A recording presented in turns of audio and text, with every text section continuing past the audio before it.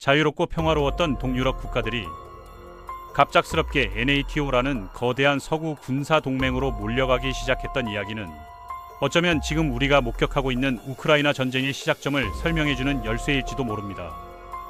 러시아는 지속적으로 NATO 확장이 자신들을 겨냥한 배신 행위였다고 주장하며 우크라이나 침공을 정당화하는 근거로 제시하고 있죠. 냉전이 마침내 끝나갈 무렵인 1989년 11월 독일의 베를린 장벽이 무너지면서 유럽 전체가 급격한 변화의 소용돌이에 휩싸이게 되었습니다. 45년간 분단되어 있던 독일이 재통일될 가능성이 현실로 다가오자 미국과 소련 그리고 유럽 각국은 통일 독일의 미래 모습에 대해 치열한 협상을 시작했죠. 하지만 프랑스와 영국 같은 서유럽 국가들은 중립적인 통일 독일이라는 아이디어를 강력하게 반대했습니다. 독일의 호전적인 과거를 고려할 때 강력한 통일 독일이 유럽 중부에서 홀로 서 있는 것은 위험하다고 판단했기 때문이죠. 결국 미국도 이런 관점에 동의하게 되었고 1990년 2월부터 동독 영토를 포괄하는 NATO 확대를 위해 소련과 협상을 시작했습니다. 그런데 여기서 중요한 대화가 오갔습니다. 당시 미국 국무장관이었던 제임스 베이커가 소련의 지도자 고르바초프를 만나 NATO의 관할권이나 군사적 존재가 동쪽으로 단 한 인치도 확장되지 않을 거리라는 구두 보증을 제공했다고 기록되어 있죠. 몇 달 후 NATO 사무총장도 브뤼셀에서 비슷한 보장을 반복했습니다. 더 흥미로운 점은 협상이 진행되면서 이런 초기 구두 보장들이 점차 삭제되어 갔다는 사실입니다. 1990년 9월 최종 조약이 체결되었을 때는 동독의 NATO 가입은 인정되었지만 구 동독에 영구 군사기지를 건설하거나 핵무기를 배치하지 않기로만 합의했습니다. 유럽의 다른 지역으로 NATO가 확장될 가능성에 대해서는 전혀 언급되지 않았죠. 그런데 1991년이 되면서 상황이 극적으로 변하기 시작했습니다. 발트 3국이 소련으로부터 독립을 선언했지만 처음에는 거의 인정받지 못했죠. 고르바초프조차 이런 손실을 받아들이려 하지 않았고 1991년 1월에는 소련군이 리투아니아에 배치되어 폭력적인 충돌이 벌어졌습니다. 이 과정에서 14명의 리투아니아 민간인이 사망하고 700명 이상이 부상당했습니다.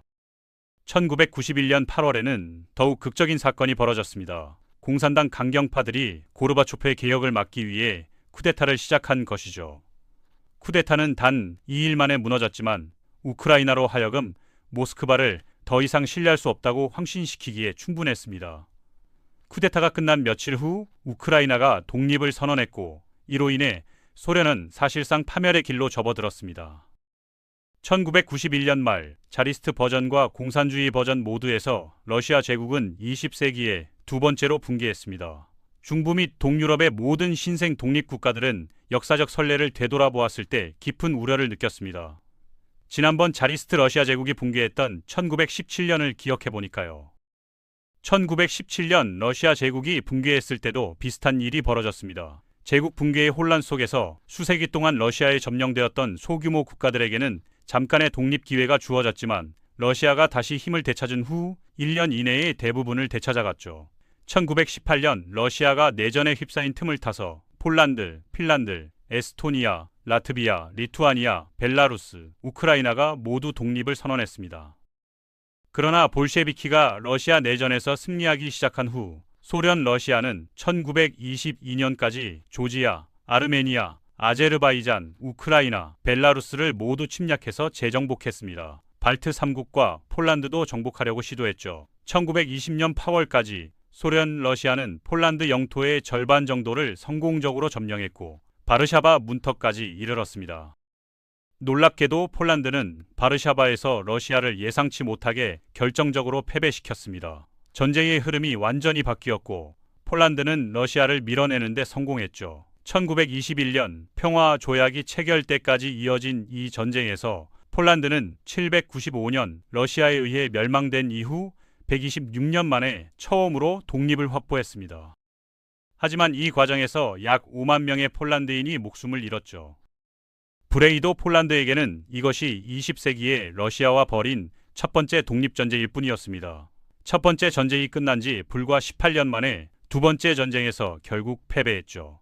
소련과 나치 독일이 악명 높은 몰로토프 리벤트로프 조약에 합의한 1939년 8월 동유럽이 각자의 영향권으로 분할되었고 독일이 서쪽에서 폴란드를 침공한 직후 소련이 동쪽에서 폴란드를 재침공했습니다.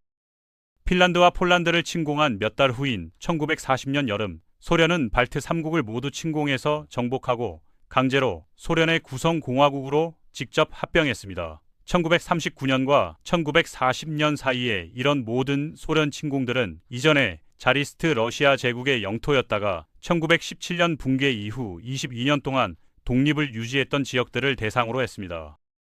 나치 독일이 소련을 배신하고 1941년 침공한 후 소련은 결국 독일을 격파하고 1945년까지 베를린까지 몰아냈습니다. 이 과정에서 소련 적군은 2차 세계대전 후 동유럽 대부분을 장악했죠. 소련은 에스토니아, 라트비아, 리투아니아를 그들의 의지에 반해 재병합했고 이전 독일 영토였던 퀘니히스베르크를 칼리닝그라드로 개명해서 합병했습니다. 이들 국가 중 일부가 소련 러시아 제국의 지배에 저항하려고 시도했을 때는 극심한 폭력에 직면해야 했습니다. 1956년 헝가리가 소련이 설치한 괴뢰 정부에 대항해 대규모 혁명을 일으켰을 때 헝가리에 배치된 소련군이 압도적인 탄압으로 대응해서 최대 3,000명의 헝가리인이 사망하고 거의 25만 명이 망명자로 나라를 떠나야 했습니다. 10년 조금 지난 1968년에는 체코슬로바키아 정부가 소련 반대에도 불구하고 공산주의 정권을 자유화하려고 시도했을 때 소련이 바르샤바 조약기구를 이끌고 5만 명의 군인을 파견해서 개혁을 무너뜨렸습니다. 이 과정에서 137명이 사망하고 약 500명이 중상을 입었죠. 이런 모든 역사적 맥락이 1917년 러시아 제국의 첫 번째 붕괴 이후 러시아가 어떻게 반응했는지를 보여주며 1991년 두 번째 붕괴 이후 다시 독립한 중부 및 동유럽 국가들에게 깊은 의심을 심어주었습니다. 특히 러시아군이 1994년까지 발트 3국에서 철수를 완료하지 못했다는 사실을 고려할 때 많은 국가들이 NATO에 가입해야 한다는 것을 빨리 깨달았습니다. 러시아는 1990년대에 중부 및 동유럽 국가들의 이런 의심을 거의 즉시 확인시켜준 것처럼 보이는 행동을 시작했습니다. 보리스 예친 대통령의 신생 독립 러시아는 1992년 트란스니스트리아 지역에서 친러시아 분리주의 운동을 지원하기 위해 구소련 공화국인 몰도바에 군사적으로 개입했습니다. 러시아가 1992년 몰도바 정부에 대한 트란스니스트리아 전쟁을 지원한 결과 수백 명이 사망했습니다.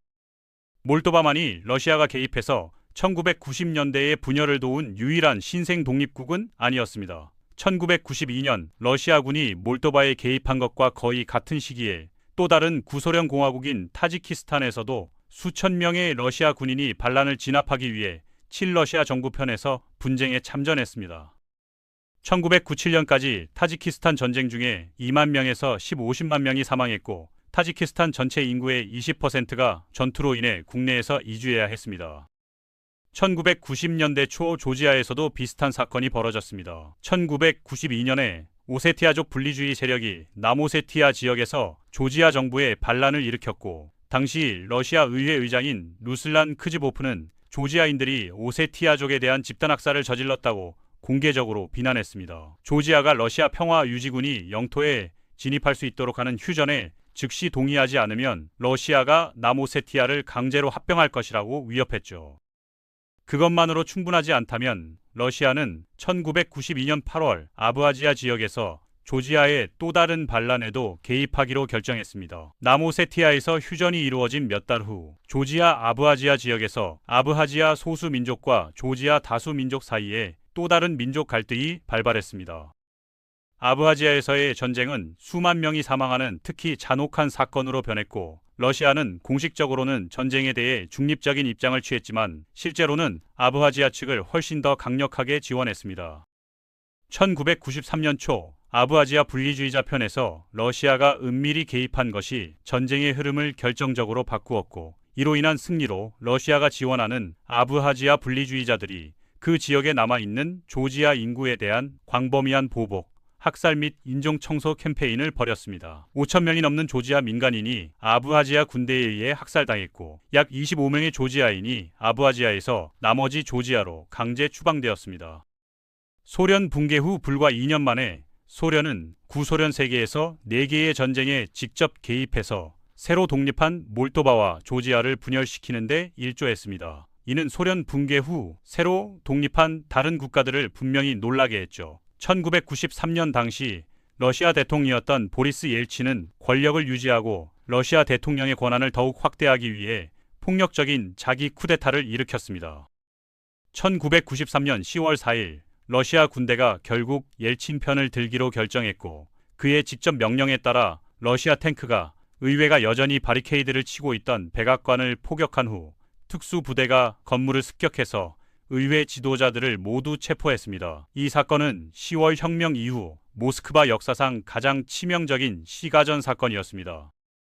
폭력으로 총 187명이 사망하고 수백 명이 부상을 입었죠. 얼마 지나지 않아 러시아는 소련 붕괴 동안 체첸에서 잃어버린 제국의 일부를 처음으로 전면적으로 재정복했습니다. 체첸족은 1991년 소련이 붕괴되면서 러시아의 나머지 지역과 인구 통계적으로 매우 달랐습니다. 체첸 인구의 96%는 체첸족이었고 대부분이 무슬림이었지만 영토 인구의 1.6%만이 러시아족이었습니다. 또한 체첸 인구 사이에는 2차 세계대전 중 스탈린이 명령한 중앙아시아로의 전체 체첸 인구의 대량 추방에 대한 상당한 분노가 여전히 있었습니다.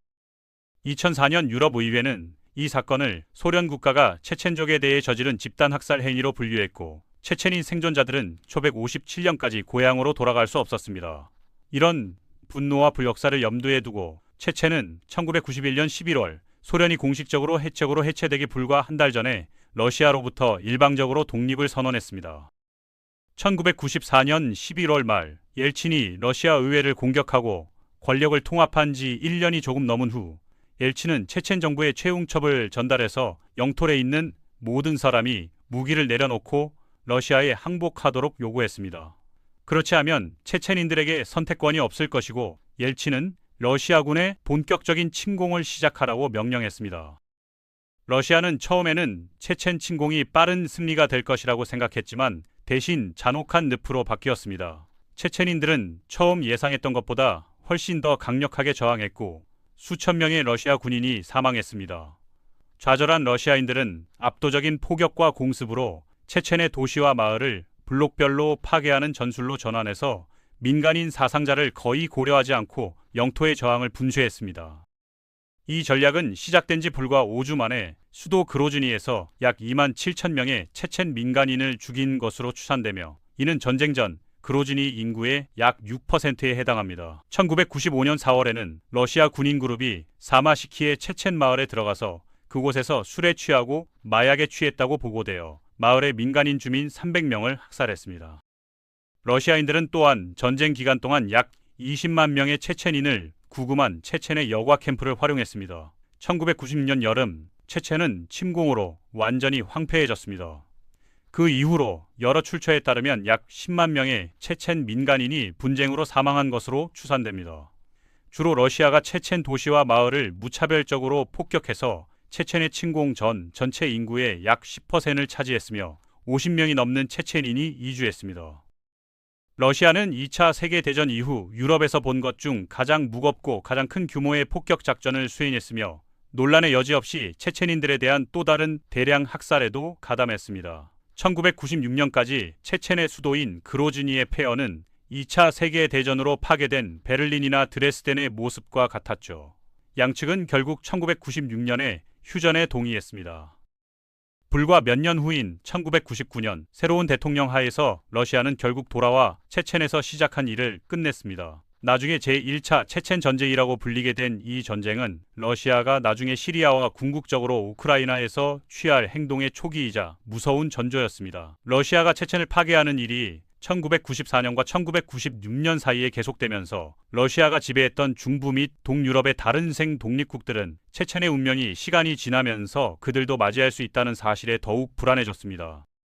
그들은 스스로를 보호하고 러시아의 모든 시도를 막지 못했을 때 그들 모두가 NATO 동맹에 가입하고 NATO의 상호 방위 조항을 통해 보호를 받는 것이 당시 그렇게 하는 가장 좋은 방법이라는 것을 점차 깨닫게 되었습니다. 그러나 NATO 내부와 미국 내에서는 NATO 회원 자격을 유럽 깊숙이 확장하는 것이 현명한지에 대해 상당한 양의 논쟁이 있었습니다. 1990년대에 NATO 확대가 불필요하고 그렇게 되면 미국의 철통 같은 안보 보장을 동쪽으로 유럽으로 확장하는 것은 워싱턴의 핵심 전략적 이익으로 여겨지지 않는 국가들에게까지 확대하는 것은 현명하지 못한 일이라는 주장이 있었습니다. 물론 서방에서는 구 바르샤바 조약 기구와 소련 국가를 거쳐 유럽 전역으로 NATO를 더욱 확대하면 러시아를 경노하게 하고 러시아가 이를 막기 위해 싸우게 할 수 있다는 두려움도 있었죠. 그러나 러시아의 대규모 침공과 조지아와 몰도바에 대한 개입, 그리고 당시 구 유고슬라비아에서 크로아티아와 보스니아에서 벌어지고 있던 끔찍한 전쟁으로 인해 유럽에서 수십만 명이 사망한 상황에서 NATO는 1995년에 이 불안정한 시대에 동맹을 더욱 확대하는 것의 장점에 대한 연구를 수행했습니다. 본질적으로 유럽의 안보 안정성과 민주주의는 NATO 회원 자격을 대륙의 더 많은 국가로 확대함으로써 모두 강화될 수 있다는 결론을 내렸죠. 몇 년 후인 1997년까지 NATO는 중부 및 동부 유럽의 처음 세 국가인 폴란드, 체코, 헝가리의 동맹 가입을 공식적으로 초대했습니다. 이 세 국가는 폴란드가 특히 러시아의 침략과 점령의 오랜 역사를 가지고 있으며 체첸과 몰도바와 조지아에서 펼쳐지는 사건을 불안하게 지켜보고 있었고 확장의 지혜에 대한 내부 논쟁을 알고 있었기 때문에 NATO에 가입하고 상호 방위 보호를 확보하기를 간절히 원했습니다. 폴란드는 사실상 NATO에 가입하도록 협박했습니다. 폴란드 정부 관리들은 1995년 초 클린턴 행정부에 폴란드가 NATO에 가입하도록 초대받지 않으면 폴란드가 대신 독립적인 핵무기 무기고를 확보하는 것과 같은 대체 수단을 통해 안보를 추구할 것이라고 암시하기 시작했습니다. 1996년 미국 대선 시즌 동안 더 많은 압력을 가했죠. 폴란드의 전 대통령이자 공산주의 종식 후 최초의 민주적으로 선출된 지도자인 레흐 바웬사가 개인적으로 워싱턴 DC를 방문해서 클린턴의 정치적 반대파와 회동하기 시작했습니다. 이 모든 것이 마침내 1996년 미국 의회와 클린턴이 NATO 확대 촉진법을 통과시키는 것으로 정점을 찍었습니다. NATO는 1997년 폴란드, 체코, 헝가리에 공식적으로 동맹 가입을 초대했고 2년 후인 1999년에 NATO에 가입했습니다. 이는 동독이 서독과 통일한 이후 구 바르샤바 조약기구 국가 중 최초로 NATO에 가입한 사례였습니다. 또한 블라디미르 푸틴이 러시아 총리가 된 해와 같은 해에 NATO에 가입했죠. 당시 명목상 보리스 옐친이 대통령을 누르고 있던 상황에서 이론적으로는 이 나라에서 두 번째 권력을 쥐고 있었던 푸틴은 거의 즉시 총리가 되어 러시아군을 이끌고 두 번째로 체첸을 전면 침공했는데 이는 첫 번째 시도보다 훨씬 성공적이었습니다. 첫 번째 침공 시도의 전투로 이미 황폐해진 수도는 불과 3년 전에 끝났지만 2개월 동안 압동준 및 포격을 받아 거의 완전히 파괴되었습니다. 그 직후인 2004년에 NATO는 중부 및 동부 유럽의 7개국을 추가했는데 이들 모두는 미래의 러시아나 유럽의 다른 침략자의 공격을 두려워할 만한 별도의 역사적, 지리적, 정치적 이유가 있었습니다. 슬로베니아는 1991년에야 유고슬라비아 군대에 의해 침공당했고 체코와 마찬가지로 슬로바키아는 1968년에야 소련군에 의해 침공당했으며 점령군인 소련군은 1991년까지 자국을 떠나지 않았습니다. 발트 3국은 모두 소련의 침략과 직접 정복을 당했으며 수십 년간의 인구 이동과 러시아화 정책으로 인해 소련 붕괴 이후 80만 명이 넘는 러시아계 주민들이 자국에 남게 되어 러시아가 언젠가는 미래의 또 다른 침략과 정복을 위한 구실로 이용할지도 모른다는 두려움을 느꼈습니다. 냉전 이후 NATO는 동쪽으로 이동하지 않았고 중부 및 동유럽의 신생 독립국들이 빠르게 서쪽으로 이동했습니다. NATO는 러시아가 2014년 우크라이나를 침공하고 크림반도를 점령한 후까지 동맹에 가입한 동유럽 및 중부 유럽 국가에 외국 상설 군사 기지를 배치하지 않았습니다. 2008년 러시아의 조지아 전면 침공, 시리아에 대한 대규모 군사 개입, 2014년 이후 우크라이나에 대한 대규모 침공으로 수십만 명이 사망한 후까지 NATO는 상설 기지를 두지 않았습니다. 그들 중 누구라도 그렇게 한 결정을 후회하고 있지 않으며 특히 우크라이나에서 2022년 이후 러시아의 지속적인 전면 침공으로 인해 2차 세계대전 이후 유럽에서 가장 치명적인 갈등이 발생했습니다. 이는 1990년대에 러시아 군대가 체첸에서 펼쳤던 파괴를 능가했습니다. 침공으로 핀란드와 스웨덴이 NATO에 가입하게 되었고 거의 3년 동안의 전쟁으로 인해 100만 명이 넘는 인명피해가 발생해서 21세기 전체에서 가장 치명적인 갈등 중 하나가 되었습니다. 특히 지난 1년 동안 러시아 군대는 우크라이나 동부에서 피비린내 나는 지속적인 이득을 얻었으며 러시아 군대는 2024년 초부터 약 2,700제곱킬로미터의 우크라이나 영토를 정복했습니다. 이는 룩셈부르크 크기와 거의 같으며 2023년 동안 우크라이나에서 정복한 영토의 약 6배에 해당합니다. 2024년은 우크라이나의 매우 어려운 한 해였죠. 2월에 러시아가 아브디유카 도시를 점령한 후 1990년대에 러시아가 했던 것처럼 도시의 통제권을 놓고 엄청난 전투가 벌어졌습니다.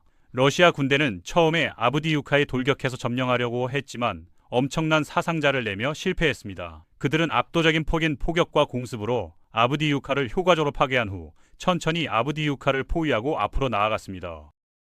우크라이나가 아브디유카를 진정한 도시 요새로 변모시키고 2023년 10월과 2024년 2월 사이에 도시를 장악하기 위한 치열한 전투를 벌였죠. 도시 자체가 폐허가 되었을 뿐만 아니라 유럽에서 본 가장 치열한 도시 거리 전투 중 일부를 나타냈습니다. 2차 세계대전으로 인해 러시아군 사상자가 1980년대 내내 소련군이 아프가니스탄을 침공한 기간보다 많았고 러시아에게는 큰 손실이었지만 아브디유카를 점령함으로써 러시아군은 남은 기간 동안 도네츠크주를 가로질러 서쪽으로 진격해서 전략적으로 중요한 다음 도시인 포크로우스크로 진격할 수 있었습니다. 현재 러시아군이 접근하기 시작하고 있죠. 이런 모든 역사를 통해 우리가 알 수 있는 것은 NATO의 동진이 서구의 배신 행위가 아니라 러시아의 일관된 제국주의적 행동에 대한 동유럽 국가들의 자연스럽고 합리적인 반응이었다는 사실입니다. 1990년 독일 통일 과정에서 나온 구두 약속들은 애초에 문서화되지도 않았고 당시 상황에서는 바르샤바 조약이 해체되고 소련이 붕괴할 것이라는 예상조차 할 수 없었죠. 진정한 문제는 NATO 확장이 아니라 러시아가 20세기 내내 지속해온 침략적 제국주의 정책이었다는 것이 명백합니다.